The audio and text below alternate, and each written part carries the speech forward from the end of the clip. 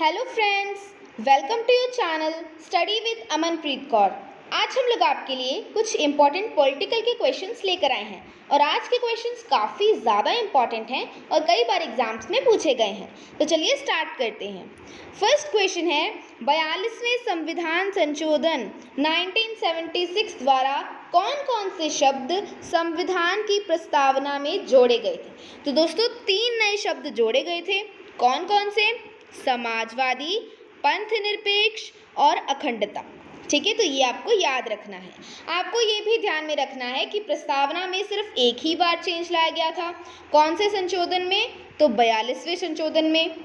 कब हुआ था ये संशोधन? तो 1976 में हुआ था। इंपॉर्टेंट क्वेश्चन है, आपको ध्यान में रखना है। नेक्स्ट है हमारे पास, भारतीय संविधान में कुल कितने अनुच्छेद और अनुसूचियां हैं? दोस्तों यहाँ पर भाग भी है, कितने अनुच्छेद, अनुसूचियां और भाग हैं? तो 22 भाग हैं, 12 अनुसूचियां हैं और 395 अनुच्छेद हैं, यानी आर्टिकल हैं। तो ये भी आपको याद रखना है, इम्पॉर्टेंट है। आगे है हमारे पास, भारत के संविधान में कुल कितने मौलिक अधिकार हैं? तो दोस्तों कितने मौलिक अधिकार हैं हमारे संविधान में? तो 6 मौलिक अधिकार हैं। कौन से अनुच्छेद से कौन से अनुच्छेद तक हैं? तो अनुच्छेद 12 से अनुच्छेद 35 तक है। ये कुछ इस प्रकार है। सबसे पहले आता है आपका समानता का अधिकार, जिसे आप समता का अधिकार भी बोलते हो। वो आपका आता है अनुच्छेद 14 से अनुच्छेद 18 तक।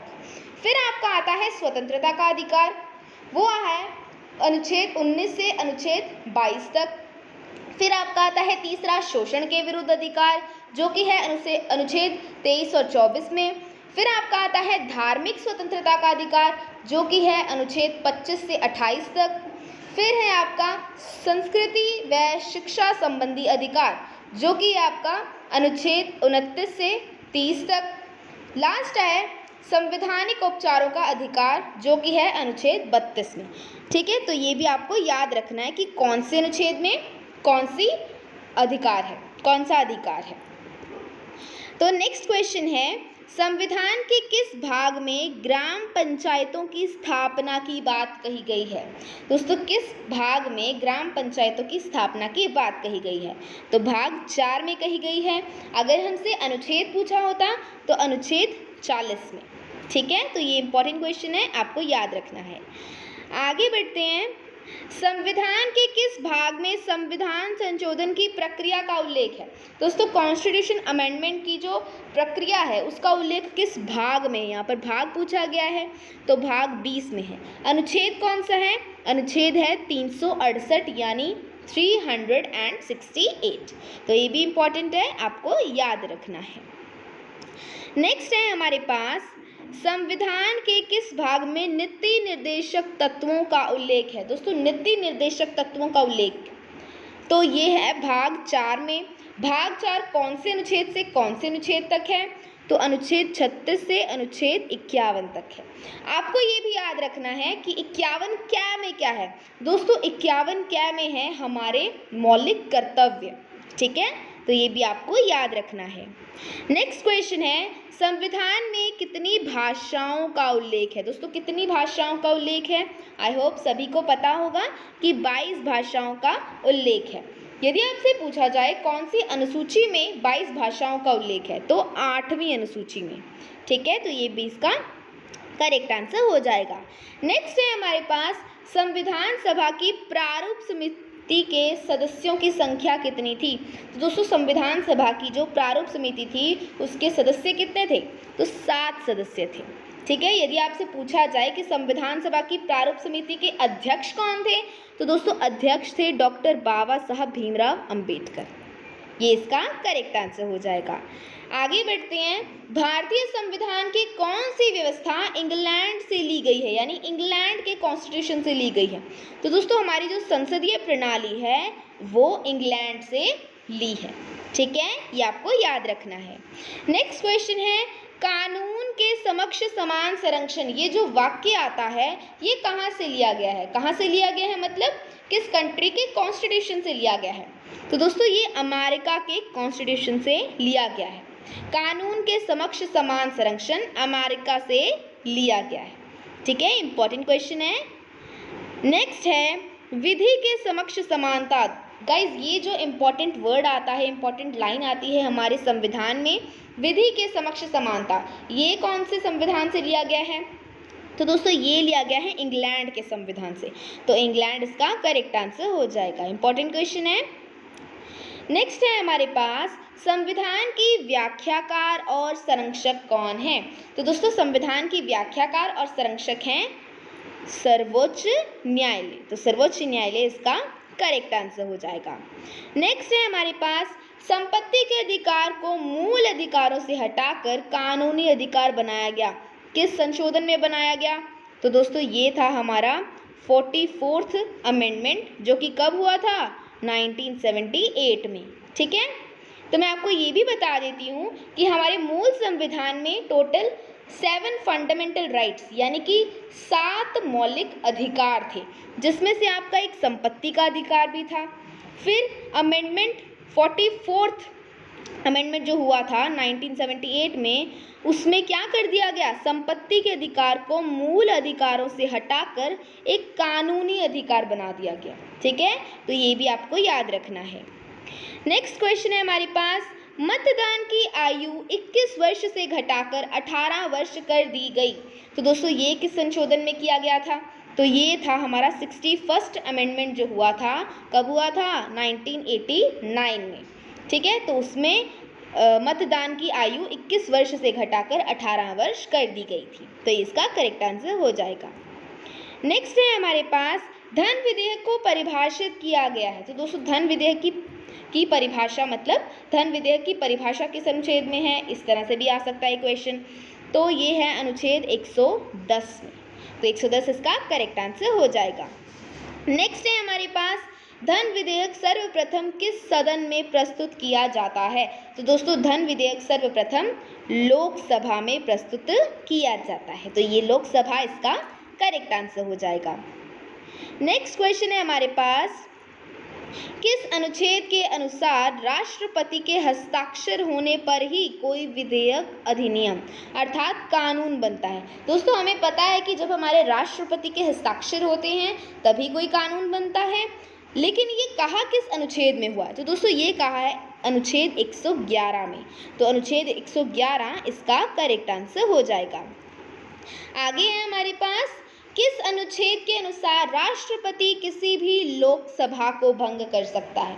दोस्तों किस अनुच्छेद के अनुसार राष्ट्रपति किसी भी लोकसभा को भंग कर सकता है? तो अनुच्छेद 85 यानी आर्टिकल 85 के अनुसार। ठीक है, तो ये इसका करेक्ट आंसर हो जाएगा। नेक्स्ट है हमारे पास धन विधेयक की प्रक्रिया का वर्णन किस अनुच्छेद में है? दोस्तों ध्यान दीजिए, यहाँ पर प्रक्रिया पूछा गया है, तो ये है अनुच्छेद 109। अनुच्छेद 109 में धन विधेयक की प्रक्रिया, अनुच्छेद 110 में धन विधेयक की परिभाषा, ये आपको याद रखना है। नेक्स्ट है हमारे पास, दोनों सदनों में साधारण विधेयक पर असहमति होने पर संयुक्त बैठक का प्रावधान है, ये किस आर्टिकल में है? तो दोस्तों ये है आर्टिकल 108 में। आपको ये बता देते हैं, तो दोनों सदनों में साधारण विधेयक पर असहमति यानी कि दोनों सदन कौन कौन से? राज्यसभा और लोकसभा। जब इन दोनों सदनों में असहमति होती है तो संयुक्त बैठक बुलाई जाती है, और आर्टिकल 108 के तहत ये संयुक्त बैठक जो है बुलाई जाती है। ठीक है, तो ये भी आपको याद रखना है। नेक्स्ट है हमारे पास, संविधान के किस अनुच्छेद में परिसीमन आयोग के गठन का प्रावधान है? तो दोस्तों ये है अनुच्छेद 82 में, आर्टिकल 82 में। तो ये इसका करेक्ट आंसर हो जाएगा। नेक्स्ट क्वेश्चन है हमारे पास, संघ सूची के विषय पर कानून बनाने का अधिकार किसे प्रदान किया गया है? तो दोस्तों संघ सूची में जो कानून बनाती है हमारी केंद्र सरकार बनाती है। आपको ये भी बता देते हैं कि संघ सूची में तो केंद्र सरकार बनाती है, जो हमारी राज्य सूची होती है उसमें राज्य सरकार कानून बनाती है, और जो हमारी समवर्ती सूची होती है उसमें केंद्र और राज्य दोनों ही कानून बना सकती है। ठीक है, तो ये भी आपको ध्यान रखना है। नेक्स्ट क्वेश्चन है हमारे पास, भारतीय संविधान के कौन से अनुच्छेद के अनुसार अवशिष्ट शक्तियां केंद्र सरकार को प्रदान की गई हैं? किस अनुच्छेद के अनुसार अवशिष्ट शक्तियां जो हैं वो केंद्र सरकार को प्रदान की गई हैं?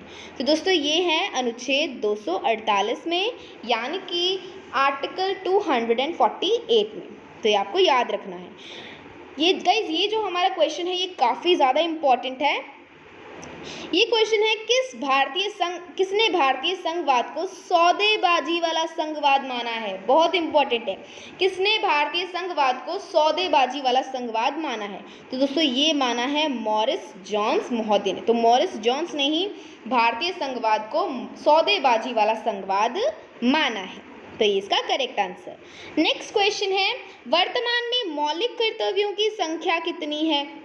कितने मौलिक कर्तव्य हैं हमारे, यानी कि फंडामेंटल ड्यूटीज़? तो 11 मौलिक कर्तव्य हैं, 11 फंडामेंटल ड्यूटीज़ हैं। और हमारे अभी हमने पढ़े थे मौलिक अधिकार कितने थे? तो मौलिक अधिकार थे 6। ठीक है, मौलिक कर्तव्य 11 और मौलिक अधिकार 6। आगे बढ़ते हैं। नेक्स्ट है हमारे पास, वर्तमान में हमारे देश में नियोजन का कार्य कौन सी संस्था कर रही है? तो दोस्तों नियोजन का कार्य जो है वो कौन सी संस्था कर रही है प्रेजेंट टाइम में? तो नीति आयोग संस्था जो है नियोजन का कार्य कर रही है। तो ये इसका करेक्ट आंसर हो जाएगा। नेक्स्ट है हमारे पास, नीति आयोग के पदेन अध्यक्ष कौन होते हैं? तो दोस्तों नीति आयोग के पदेन अध्यक्ष होते हैं प्रधानमंत्री। तो प्रधानमंत्री इसका करेक्ट आंसर। नेक्स्ट क्वेश्चन है, नीति आयोग का गठन कब किया गया? दोस्तों नीति आयोग का गठन कब किया गया था? तो दोस्तों ये किया गया था 1 जनवरी 2015 को। तो ये इसका करेक्ट आंसर हो जाएगा। इंपॉर्टेंट क्वेश्चन है, कई बार एग्जाम्स में पूछा गया है। नेक्स्ट है हमारे पास, किस देश में जनता द्वारा संविधान में संशोधन करने का अधिकार है? तो दोस्तों स्विट्जरलैंड में जनता द्वारा संविधान में संशोधन करने का अधिकार है। हमारे देश में क्या होता है? हमारे देश में सरकार संशोधन करती है ना। लेकिन स्विट्जरलैंड में क्या होता है? स्विट्जरलैंड में जनता को भी यह अधिकार है कि वो कॉन्स्टिट्यूशनल अमेंडमेंट यानी कि संविधान संशोधन कर सकते हैं। ठीक है, तो ये आपको याद रखना है, इंपॉर्टेंट क्वेश्चन है। आगे बढ़ते हैं, किस अनुच्छेद द्वारा किस अनुच्छेद में संसद विधि द्वारा संघ में नए राज्यों को प्रवेश दे सकता है? तो दोस्तों ये है अनुच्छेद 2 में। ठीक है, तो ये इसका करेक्ट आंसर हो जाएगा। 31st क्वेश्चन है हमारा, पंचायती राज योजना का उद्देश्य है? तो दोस्तों पंचायती राज योजना का उद्देश्य है सत्ता का विकेंद्रीकरण। ठीक है, तो ये बहुत इंपॉर्टेंट क्वेश्चन है, कई बार एग्जाम्स में पूछा गया है कि पंचायती राज योजना का उद्देश्य है सत्ता का विकेंद्रीकरण। आगे बढ़ते हैं, स्थानीय शासन की संस्थाओं को किस वर्ष संवैधानिक दर्जा प्रदान किया गया था? तो दोस्तों किस वर्ष में संवैधानिक दर्जा प्रदान किया गया था? तो 1993 में। ठीक है, स्थानीय शासन की संस्थाएं जो थी उनको 1993 में संवैधानिक दर्जा प्रदान किया गया था। आगे बढ़ते हैं, राष्ट्रपति शासन को अधिकतम बढ़ाया जा सकता है? तो दोस्तों 3 वर्षों के लिए हम राष्ट्रपति शासन को बढ़ा सकते हैं। नेक्स्ट क्वेश्चन है हमारे पास, 1966 में किन 2 राज्यों को अलग किया गया था? तो दोस्तों 1966 में पंजाब व हरियाणा को अलग किया गया था। बहुत इंपॉर्टेंट क्वेश्चन है।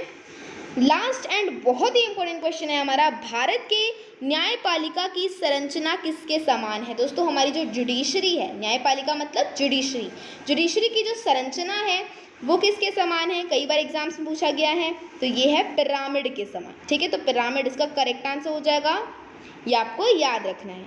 तो फ्रेंड्स ये थे आज के हमारे कुछ इंपॉर्टेंट जीके क्वेश्चंस पॉलिटिकल से रिलेटेड। आई होप आपको अच्छे तरीके से क्वेश्चन समझ में आए होंगे। एंड अगर आपको हमारी वीडियोस अच्छी लगती हैं तो प्लीज़ हमारी वीडियोस को लाइक कीजिए, ज़्यादा से ज़्यादा हमारे आपके फ्रेंड्स रिलेटिव्स के साथ शेयर कीजिए और हमारे चैनल स्टडी विद अमनप्रीत को भी सब्सक्राइब कीजिए। So thanks for watching.